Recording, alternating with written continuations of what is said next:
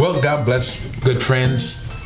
A joy to be back with you, and this is another segment of this provocative time of sharing concerning facts, truth that we need in order to make quality decisions when we go into this exercise of voting, empowering others to represent us in government. And we're talking about the office of the president. And of course, at this time, Barack Hussein Obama is president.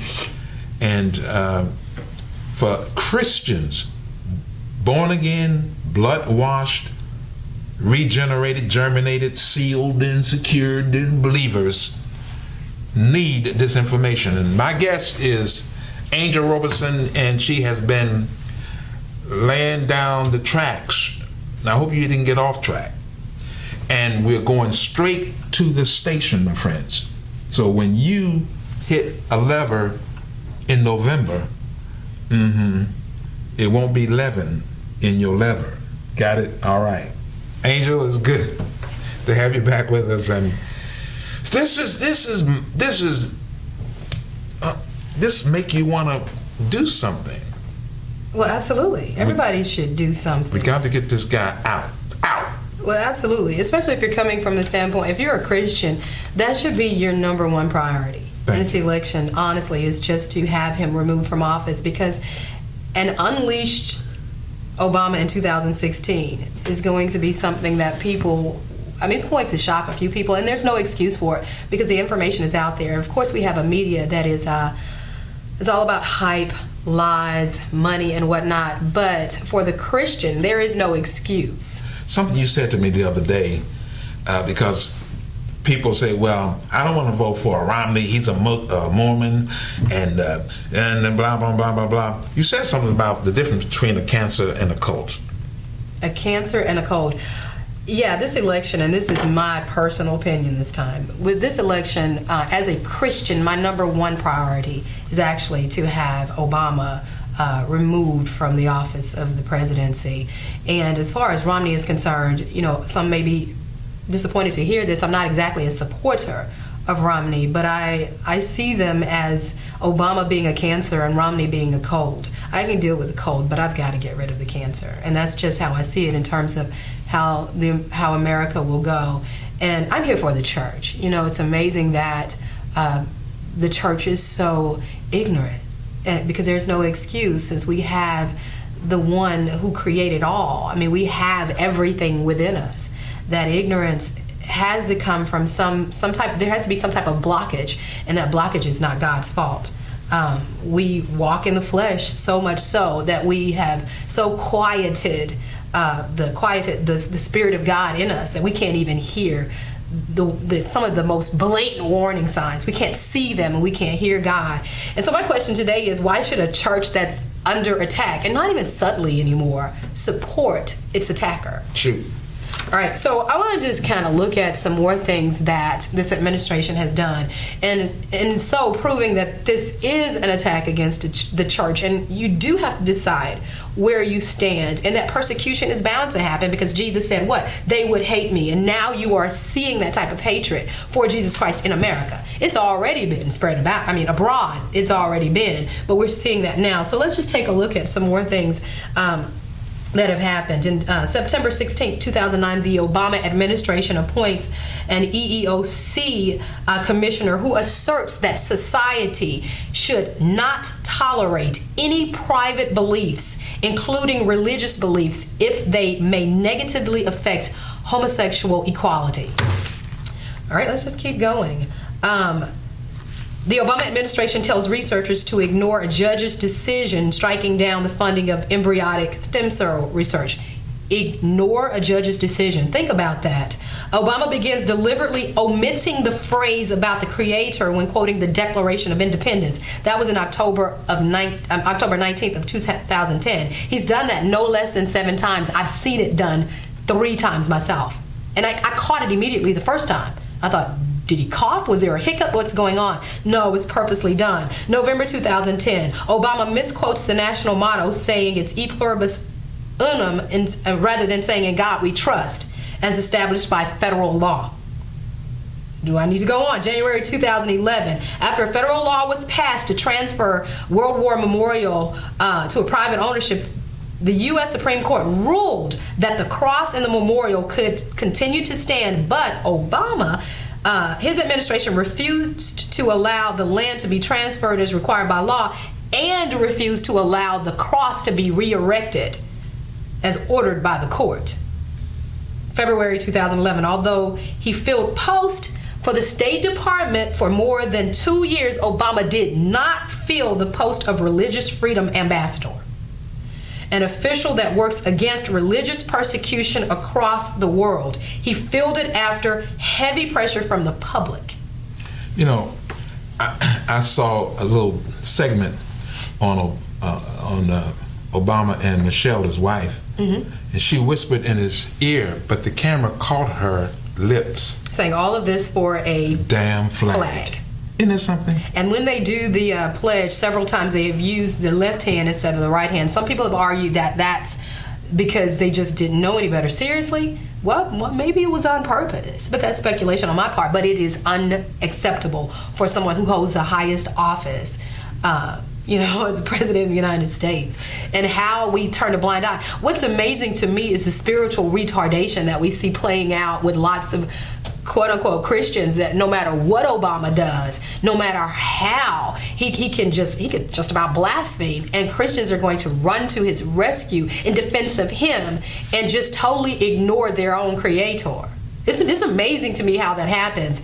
And like I said, it's spiritual retardation, so there's no way that I can explain that. But need I go on with some of the things that have... Well, before you do, I heard someone say, a preacher, he says he's not the pastor of the United States of America, he is the president of the United States of America. That knucklehead pastor said those words. Now, a person that is a president is under the auspices of the pastors. Pastors pastor presidents, emperors, senators, governors. Sure, he's not the pastor of America, but he's under the auspices of obviously a knucklehead. As to say all of these particular policies and all of this undercover gangster activity going on, no, he's not the pastor. But you can be for sure that whoever pastored him is pestering the United States of America. I will say this, what faith is being reduced to with this administration is nothing more than worship inside a facility, if you will, where they will respect your right to go on a Saturday or Sunday, whenever you go on a Wednesday, to actually worship. But when you step outside of those doors and your personal beliefs, where the rubber meets the road, where you actually get a chance to apply your beliefs, at that point it's a screeching halt. No, all of a sudden your personal religious beliefs, the things that your personal tenets, those things that make you, make decisions and whatnot, at that point, halt. You no longer have those rights. Excuse me. I'm not a farmer. I didn't grow up on a farm, but as you were speaking, Angel, I thought about what they do in order to slaughter cows, slaughter hogs and pigs. They corral them. And so if you get the people of faith into a building, then you can burn the building down. And everybody in the building. And that's what they're doing in Nigeria now. That's what they're doing in other places. This is crazy. Wake up. Is an awakening. Go on. Yeah. I want to read this because I saw this article last night, and it says that the Health and Human Services Secretary Kathleen Sebelius recently went ahead and approved a decision to mandate that many religious organizations provide health insurance plans to their employees that includes contraception, abortion, inducing drugs, and sterilization coverage. And this must be done without charging a copay. In other words, Mr. Obama has done something that is ominous and unprecedented, compelling religious groups to embrace and subsidize free birth control. Catholic universities, hospitals, and charities must either betray their fundamental social teachings or drop insurance coverage for their employees, thereby triggering massive financial penalties that are going to come on from Obamacare. The choice is simple. You either abandon your doctrine, your Catholic doctrine, or you just go out of business. The charity, the hospital, and all of those go out of business. And so that system would what? Devastate the Catholic Church. Why would anybody do that? Why would you do that? Period. So, I think that if you don't give one iota about a Catholic Church, you should be concerned, because we have been given, first and foremost, one of the number one tenets. I mean, the Founding Fathers came over here and they set up what? Freedom of religion. It was mentioned before freedom of speech. So non-Christians and Christians alike should be very concerned, because Obama has also passed a law, and I believe it's House Bill 347, that says that you cannot protest, you cannot speak out against the government in the presence of these Secret Service agents. Really? Why? What? We can't speak out against our own government, and they can decide when and where. So the Constitution is being completely trampled upon. And if people do not understand the importance of the Constitution, shame on you. Seriously, because when you lose those freedoms, and remember, Jesus is about freedom, and people don't understand that. Freedom from bondage. You're going to go back to the type of bondage that you're not used to right now. Let me give a play to a lot of spiritual leaders. Now, get this. At one time, having grown up in a home with Christian parents, in church life all the time, 6 and 7 days a week, I did not care about the U.S. Constitution. In civics, the worst class you could have put me in was a civics class.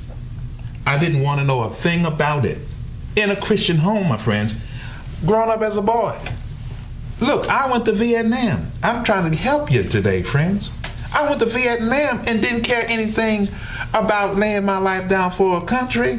No, I said, no, they're going to lay his life down for his country over there. Not me, I'm coming home. All right? So there are a lot of leaders, Christians, if you please, growing up in Christian home, in the BTU and the YPWW and all these other youth groups, and don't care anything about the U.S. Constitution. Nothing. Couldn't care less. So what I want to do is let you know that because you've been placed here, you've been planted in a republic. You were not planted in Russia. You were not planted in Ethiopia.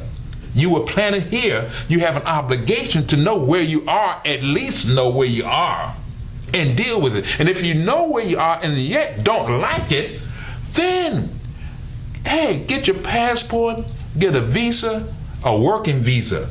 Go to North Sudan and live. Friends, if you find out what this United States of America is all about, this U.S. Constitution and the amendments, which are the Bill of Rights, if you find out what it is, then you can determine what responsibility you have.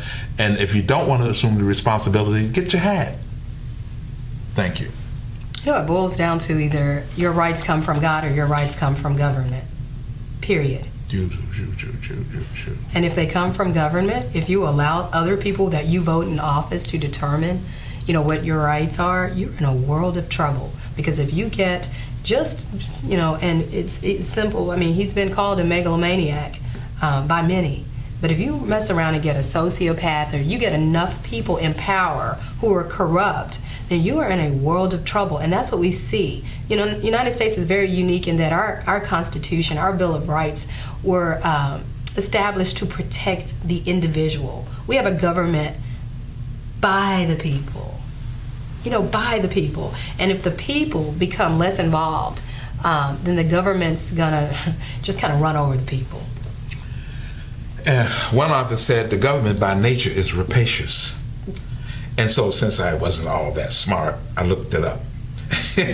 So rapacious means carnivorous. It means like a lion on a lamb will eat you alive and enjoy every succulent bone in your body. So friends, get with the program. I see we're going to have to continue this, because make no mistake about it, this is it, friends. If we don't get it right in 2012, you might be looking at hell on earth in the United States of America. You will. Hey, thank you, Angel. You're welcome. God bless.